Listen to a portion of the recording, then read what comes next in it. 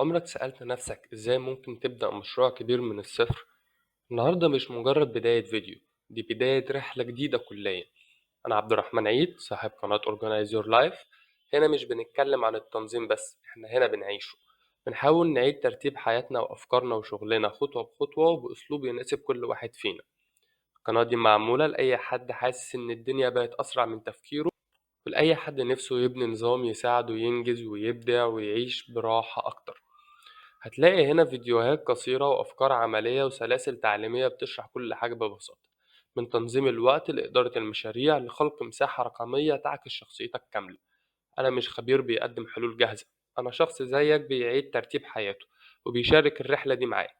لو حسيت إن الكلام ده ليك، اشترك معانا في القناة وخلي أول خطوة لإعادة التنظيم حياتك تبدأ منها.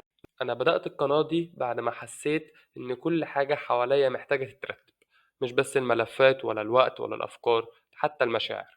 من هنا بدأت الرحلة دي، رحلة إعادة تنظيم الحياة. يلا بينا نبدأ مع بعض ونشوف لحد فين ممكن نوصل.